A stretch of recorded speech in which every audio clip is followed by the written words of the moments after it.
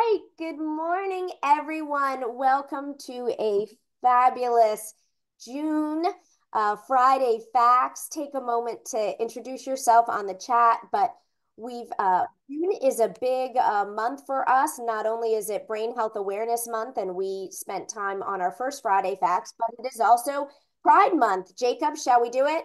We have our flags. Happy Pride Month.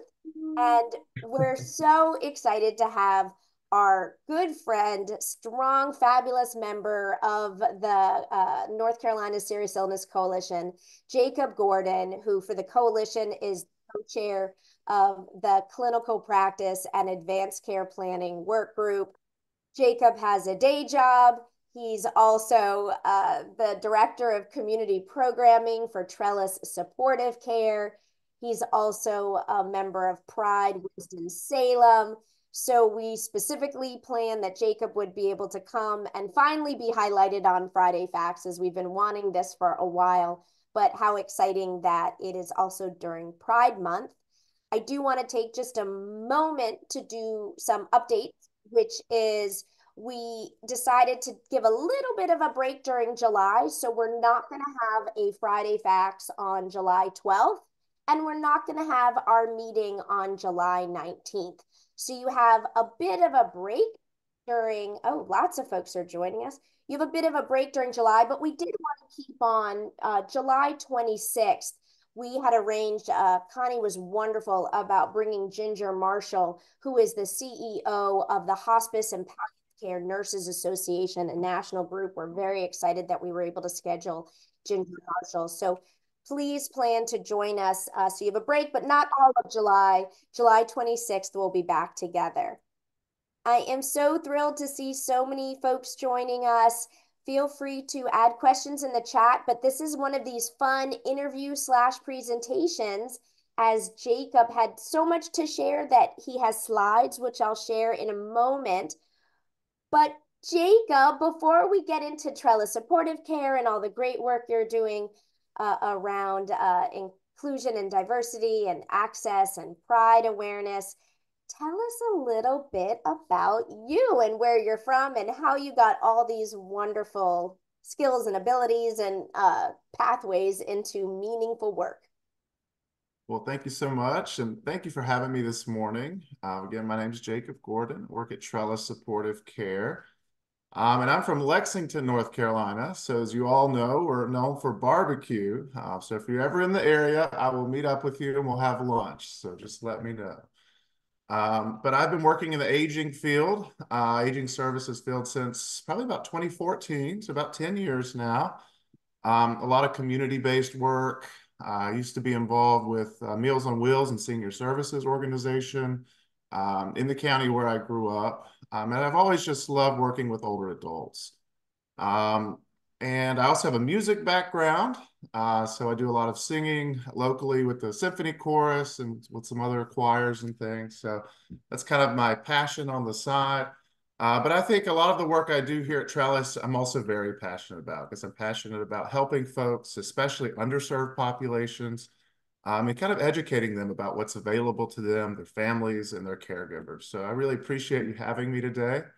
And I'm excited to tell you all about Trellis and all about Pride and all about what we're doing in our 13 county service area. Well, great. I'll start right from the beginning, which there we go. Let me do it as a slideshow. As you know, folks know that when you go to share, all of a sudden, let's get our slideshow starting. There we go. Can you see it okay? Yes. All right. Tell us about Trellis and take it away. So as you may know, Trellis Supportive Care was formed in, I believe, 1979. We're the oldest hospice and palliative care organization in the state of North Carolina. And we serve a lot of folks. We serve, over 420 folks daily, whether they're in the home or in our hospice home or receiving palliative care. But I'm excited to tell you about everything we're doing in the community. Our department was formed a couple years ago when I came on board, kind of coming out of COVID. And we really wanted to connect with communities to show them that our services are for everyone and that we have individualized care and treatment and support for not only the patient, but their family and the community that they live in. And next slide, please.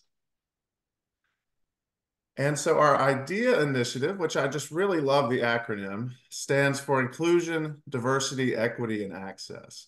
And when we think about access, we're thinking about access to care, access to supports, access to things that will help families, that will help communities, whether in our rural areas or in our more urban areas. Next slide, please. So there's a little bit of wording here. But our IDEA initiative really looks both internally and externally. So we recognize that the people we serve, their communities, and the team members that serve them are filled with diverse opinions, cultures, backgrounds, and experiences. And Trellis believes the future and success of the organization depends on sensitivity, respect, kindness, and awareness of the differences we have that make us stronger together as an organization. So we really enjoyed taking this on. We have an employee idea committee. So we meet monthly to kind of talk about events that are coming up, talk about things that are on in the agency, and really talking about how we can spread this initiative, not only throughout our entire staff and all of our offices, but also working on creating a culture of belonging amongst our staff and our families and those we serve. Next slide, please. So a lot of what I get to do are a lot of these fun community events. So we have a lot of folks who are involved with them, and we have pride, of course. And I'll tell you more about that in a little bit. This first picture to the right, that was last year. So that was our first time, I believe, in the Pride Parade. We've been a sponsor the last couple of years. Let's see. But we're also involved with a lot of other events. The Fiesta, which is put on by the Hispanic League. That is a kickoff to Hispanic Heritage Month. And so we're excited about that. That's coming up. And the Juneteenth celebration is in our Innovation Quarter in downtown Winston-Salem. So if you haven't been there, it's a beautiful location.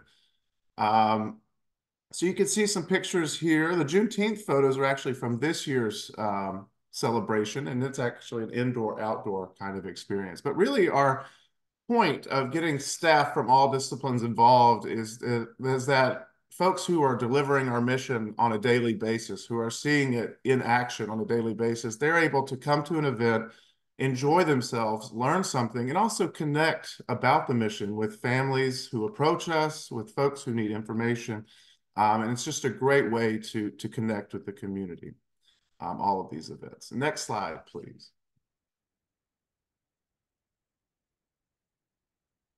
And so some more about community involvement. I joined the Pride Winston-Salem board in December after having been really involved last year as a sponsor and after attending probably the last 8 or 9 years.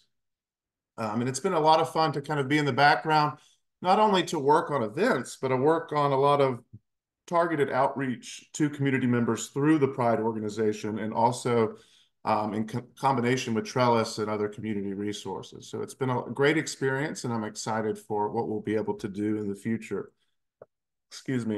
And like I said, we like to get folks from all disciplines involved. We like for these to be fun and enlightening, so it doesn't need to feel like work. I think if staff are signing up to connect with the community, it needs to be a fun experience, not something that, oh, I have to go to Pride now. We don't want that. And it seems like our staff are enjoying it, and they're learning, and they're growing as well through these experiences.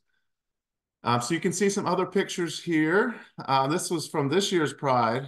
This was last Saturday. So we had a kickoff party at the beginning of the month. And then last weekend, we had an art event on Trade Street, which is in downtown. We partnered with the Art Crush event, which is sponsored by the Arts District downtown. And we were able to touch up the crosswalk that was put in last year with the Pride flag on it.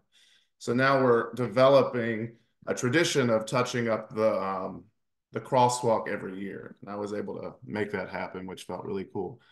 Let's see. We're also heavily involved at the new Intergenerational Center for Arts and Wellness. So you can see on the bottom photo there on the right, a staff photo from November when that opened. And if you haven't been able to tour this facility, I'm about to take my new staff member over there. So I'm excited to give her a tour. But basically, it's over 20 nonprofits in the Forsyth County area. A lot of them are health systems, arts and culture organizations, a lot of other organizations like Sawtooth, where you can go and make pottery, the Symphony, the Over 40 Triad Acting Group. Winston-Salem State has an entire occupational therapy wing there. The Adult Day Center is there. Family Services has a preschool and a playground. There's a teaching kitchen. It's just everything you'd want in one building. And we're so excited about the collaborative programming that we're doing now, but that we're also planning into the future. So if you'd like to learn more about that center, look up WXII 12. Lainey Pope did 4 interviews, 4 videos about the new center with different theming all throughout May. And that section was called Go Lainey with WXII 12. So I hope you're able to check that out, as well as the Pride Winston-Salem website if you'd like. We'll keep going, Heather. So this is a little more about staff engagement and volunteer engagement in the community, and also how our department works with other departments within Trellis to put on different events and to support each other. You can see on the right here, the Hope Run was a huge success this year. It was April 13th, and that's put on by our donor relations team. But we get everyone involved. We had a veteran team. That's another part of what I do here, and you'll learn more about it here in a moment. And I actually ran the 5K this year. So my time was decent, but it's going to be better next year. So that's what we're going to say about that. But you can see some of the departments here that we work with. We work with the business development, our department, donor relations, clinical support services, also our volunteer services department to provide outreach, education, targeted programming, and clinical caregiver trainings throughout our service area. We also give staff the opportunity to visit local museums and get involved with local projects and special events as a way to educate staff and to help them connect with the culture in the communities they serve. So we were able to distribute tickets this year to the International Civil Rights Museum in downtown Greensboro. And we did that because we had such a successful project last year as it might have been 2 years ago, as our idea initiative was forming. We were able to meet with a city councilwoman in Greensboro. She had a connection with one of our staff, and we were able to tour many areas of Greensboro that were closely related with Black history during Black History Month. And we were able to have interviews with her. Her father worked directly with Martin Luther King Jr. So we were able to hear the stories, hear, how she's seeing growth in her community over time. So sometimes we get involved with the special projects like that. And we were able to produce a really, really amazing video that I can share a link with later with folks who may want to see it, just about the history locally of Black History Month. A lot of times we think about national history, but we were able to focus in on local history, and it was really exciting. The other picture here is from Fiesta. So that was a presentation of flags during that event for the kickoff of Hispanic Heritage Month. And that was also a lot of fun. And we were able to engage with staff who speak Spanish to be able to assist us with that event, which was really fun. But there is a link here, if we do share the slides later, to our Black History Month video, if you'd like to check that out later. Next slide, Heather. Thank you. So I'm going to go a little bit into some of the other programming we do in the community and kind of give a little information about it, especially if you are in this area and you know of folks who might want to get involved. Or if you have questions, let me know after the fact and I can answer those. But this program, yeah, that was fine. You can go back.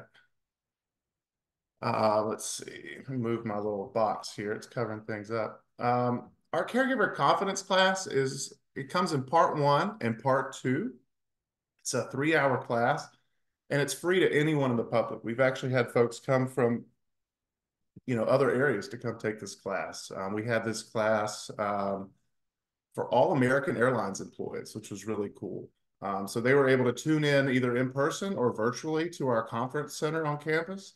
And we were able to help caregivers who are taking care of someone in the home, but still working full time. So we're trying to boost attendance for this program and help as many caregivers as we can. Another thing we did in April, which was really fun, was we did both classes for some of the caregivers who have loved ones at the adult day center there at the new intergenerational center. So they were able to receive respite care as they attended our classes, and we partnered with Winston-Salem State. So we were able to use their entire lab to kind of work in a kitchen or a bedroom or a bathroom area and talk about fall safety and how we can, look at how we can improve every area of the home as a caregiver. We were partnering with senior services, and it was just a great experience. And we did both classes. So we'll be doing that again in the fall. But the importance of this class here is to, like I said earlier, minimize accidents and falls, organize the home for a safe environment, provide effective toileting and bathing techniques, hands-on activities and training to enhance caregiving skills, and stress prevention strategies and self-care practices. We actually bring someone in from our clinical services support team who leads a lot of our grief counseling and complementary therapies. And they're able to connect with the caregivers and really show them how much self-care is important to their journey. If they're not taking care of themselves, they can't take care of someone else. And it's just a beautiful moment that we have with them. Next slide, Heather. Thank you. And this is just a little more information about those classes. So if you know of anyone who would like to attend, they can reach out to myself. But part one, we look at kind of getting caregivers organized and thinking about, what can I do better now, or how can I better prepare myself for an eventual time of me caring full time, right? So we look at home safety, fall prevention, maintaining physical and brain health, caring for yourself. And generally, I lead part one, and then someone from our business development team, who's also a community nurse educator, helps me with part two. And she does a lot of the hands-on training, a lot of skills training, bed baths, transfers, and a lot of detailed information about skincare and just all kinds of things to help someone who's really wanting to dig in and really be able to care for their loved one at home.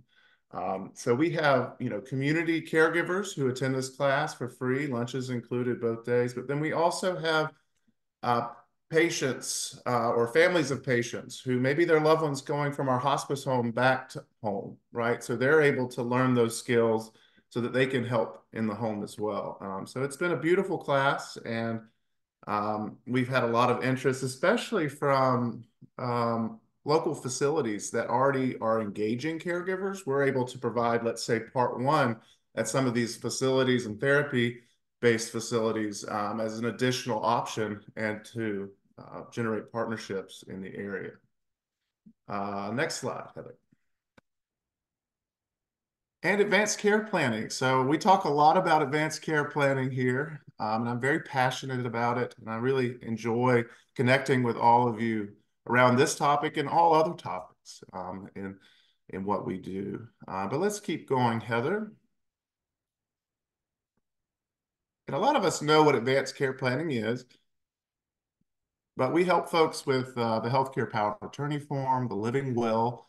Sometimes we'll only have 2 or 3 in a session. Sometimes we'll have 20 to 30 in a session or more. So we're always tailoring our programming, whatever it may be, to the audience. And we provide all supplies. Sessions take about an hour to an hour and a half.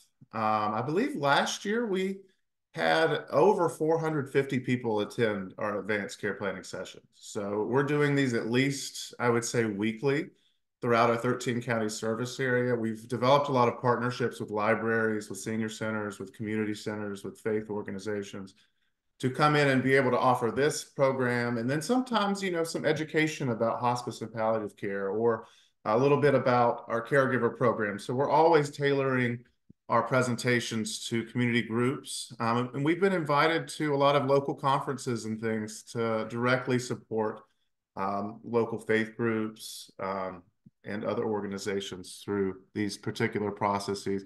But for advanced care planning, we actually have several attorneys in town who will send clients to us and say, "Hey, do you want to save a few $100? Go to Trellis's workshops." And so people are calling every week, how do I attend? What do I do? So it's a lot of fun, and I'm really passionate about it. But it's a one-stop shop for advanced directives. We again provide everything.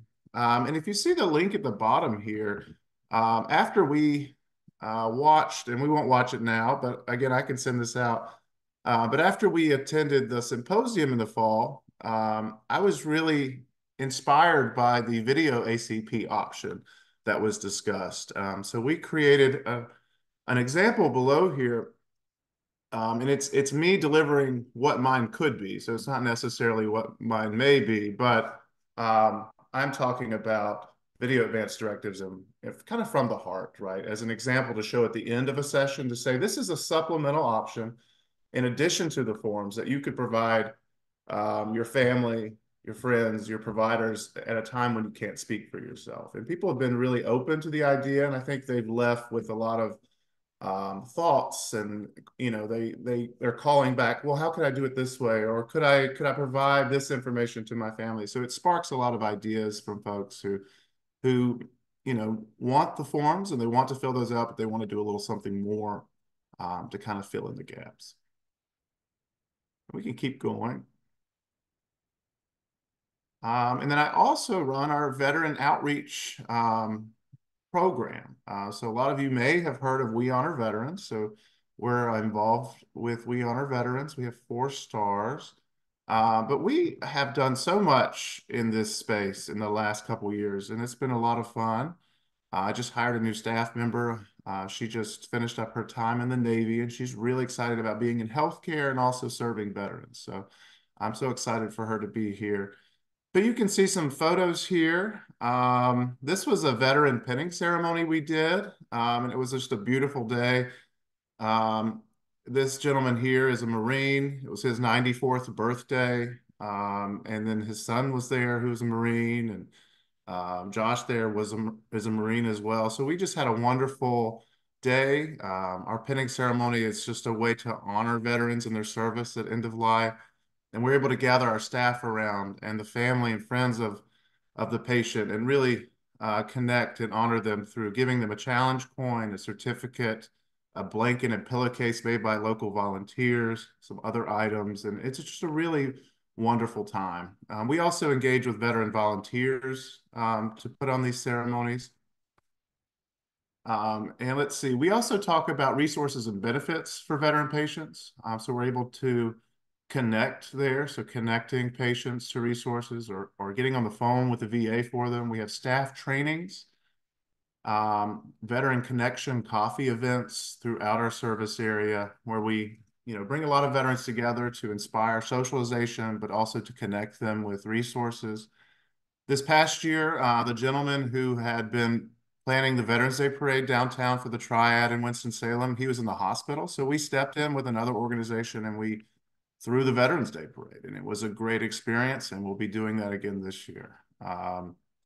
We have a Veteran Advisory Council who we meet every other month to talk about events going on in the community, how we can recruit more volunteers, how we can help more families and patients, and that's been a growing activity.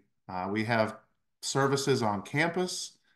The Memorial Day service, I've really worked to change some things over the past couple of years. We put this banner out by the main entrance you can see on the right there.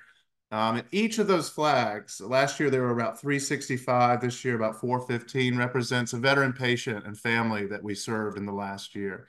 So it's just a really good reminder of that message and who we're serving. But this year we had about 100 folks, I would say, at the ceremony. We invited families who had lost a veteran over the last couple of years.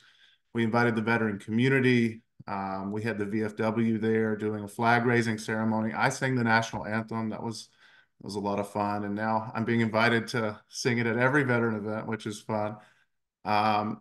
So we're just doing a lot in the community. We also have equine therapy at a local therapeutic riding center. We just produced this video about that. So lots of things going on, and we're really just trying to find out, especially with our veteran program, how can we help? How can we support?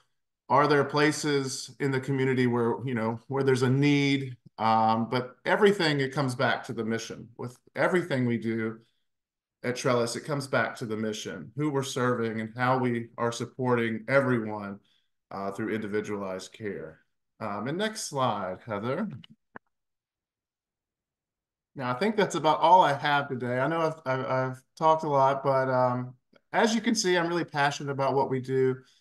I love connecting with folks, especially folks who from underserved populations. I tend to really connect, and I really want to grow our programs and to grow our outreach. So again, thank you for having me today. Happy Pride Month. If you're ever in the area, we can get lunch and we can continue to connect. Any questions at this point? Well, that was wonderful. I was just taking it in, and I knew a little bit about some of the things, but not a lot of it about. So that was excellent. I know there was a question that Carrie asked, and you answered it right at the end, which is what are those 13 counties? Carrie, we can talk about. I'm happy to help with some through the grant that we have with Advanced Care Planning about Moore County. But the one I know we have just a few minutes left. It's so meaningful. And I was thinking, and feel free others if you have questions, we'll keep them for a few minutes. What are the challenges or issues you're seeing? Because you're doing so much outreach and it's to help the community, but also help them and help them understand how the hospice and palliative care world, how Trellis can truly support their care. What are the issues and challenges, especially when we look within the LGBTQ plus community? I know I've been seeing some lately as I've been doing work. So I There don't are a lot of challenges out there, but I think what we're realizing is it's not one size fits all. So we really have to tailor what we're doing, what we're saying, how we're educating in every part of our service area.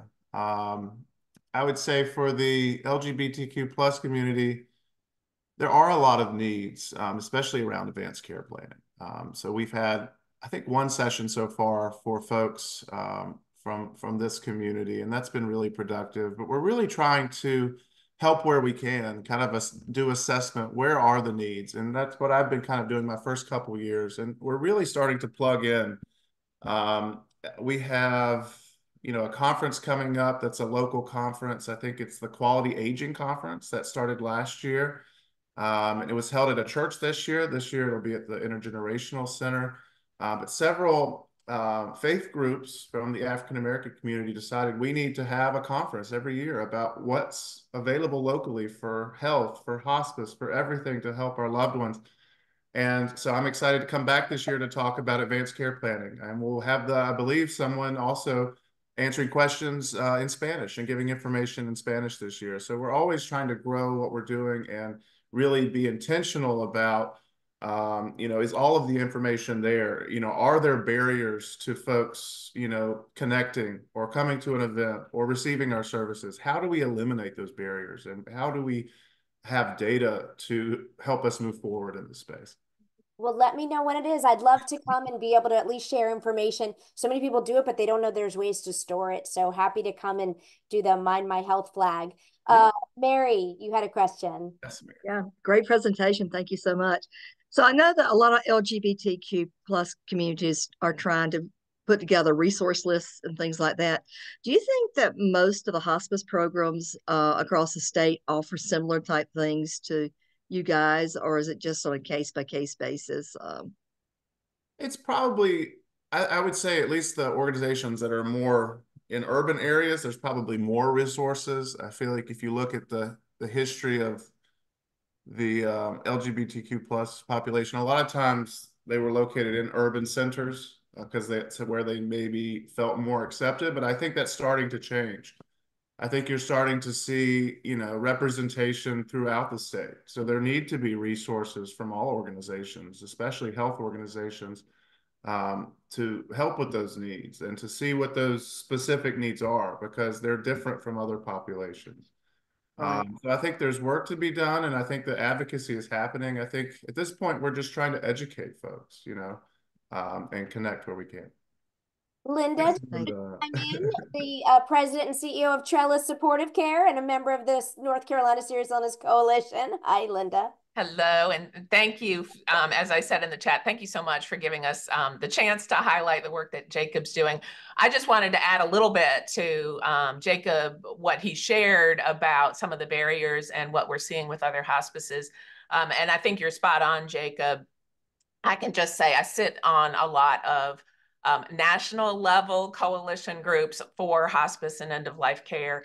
And I think that there's a greater emerging understanding of the challenges that Jacob was describing. So I think you'll see some hospice organizations who are ready to recognize that we have a real responsibility to reach out and build the bridge and build the trust in various underserved communities. And then there are some who aren't quite ready yet. They kind of think, I'm here, we offer these great services, and if people are ready to connect with us, they'll reach out. So you do have a little bit of a mixed bag, I would say.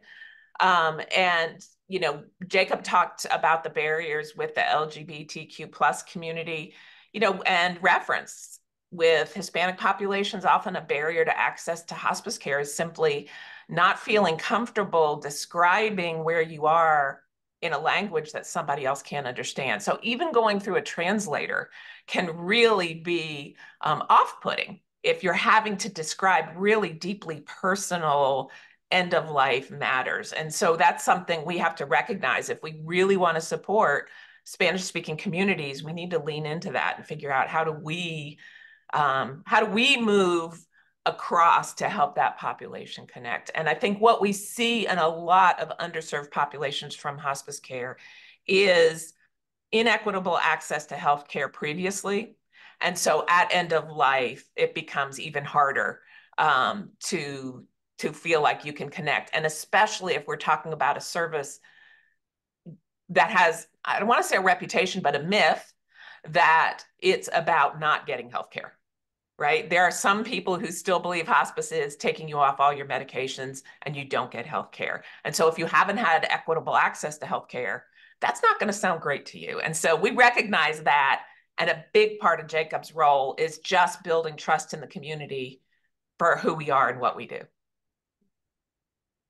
Well, beautifully said. I hate that we're out of time, but what I love is on this hot Friday morning at the end of June, I know you've woken me up because now my mind is just like, oh, I want to do this with them, and this is great to know, and this is a good issue. So this has been both thought-provoking as well as so helpful from information and resource sharing with folks around the state. So Linda, thank you for introducing us to Jacob. Thank you. Jacob, thank you. Thank you for everything you do. I wave the flag. Thank you for everything you do for Trellis Supportive Care. And also personally, selfishly, thank you for all you do for the North Carolina Serious Illness Coalition. We just love having your engagement and really thank you. And to everyone, we will see you. I'll let you say something in a second, Jacob. As a reminder, we'll see everyone on July 26th. You get a little bit of a break.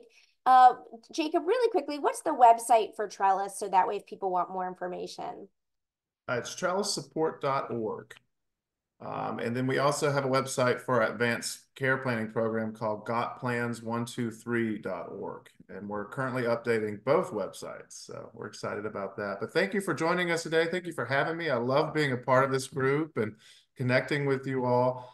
And we're just all about building community because I think people are craving that right now and supporting them through our programs and resources. So thank you again for having me. I hope you all have a wonderful weekend. Happy Pride Month.